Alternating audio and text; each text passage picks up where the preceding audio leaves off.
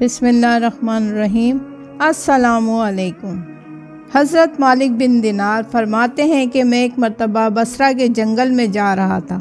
मैंने हज़रत सादून को देखा जो सादून मजनून के नाम से मशहूर थे। मैंने उनसे पूछा क्या हाल है? कहने लगे ऐसे शख्स का क्या हाल पूछते हो जो सुबह शाम हर वक्त एक तवील सफ़र के लिए तैयार बैठा हो और सफ़र के लिए तोशा किसी किस्म का भी साथ ना हो, ना कोई सफ़र का सामान सवारी वग़ैरह उसके पास हो, और उसको ऐसे मौला के पास जाना हो जो नहायत आदिल बड़ा करीम है और वो लोगों के दरमियान उस वक्त तक फ़ैसला कर देगा।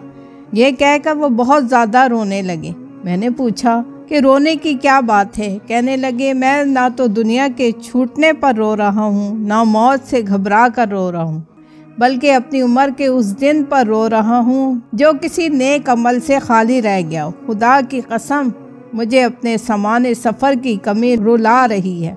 सफ़र बहुत तवील और बड़ी मुशक्क़त का है। बहुत सी घाटियाँ इस सफ़र में पेश आती हैं और मेरे पास सफ़र का कोई भी सामान मौजूद नहीं है, और इस सफ़र के सब मसाइब बर्दाश्त करने के बाद ये भी पता नहीं कि जन्नत में जाऊंगा या जहन्नुम में डाल दिया जाऊंगा। मैंने उनसे ये हिकमत की बातें सुनकर कहा कि लोग आपको मजनू कहते हैं, आप तो बड़ी अच्छी बातें करते हैं।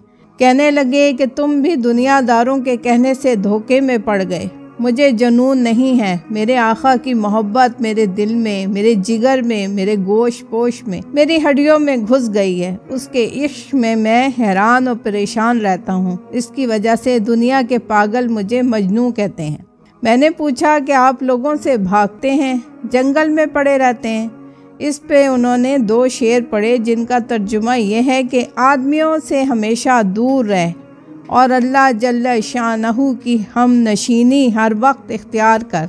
तू आदमियों का जिस हालत में दिल चाहे तजर्बा कर ले, तू हर हालत में इनको बिच्छू पाएगा कि तकलीफ़ पहुँचाने के सिवा इनका कोई काम ना होगा।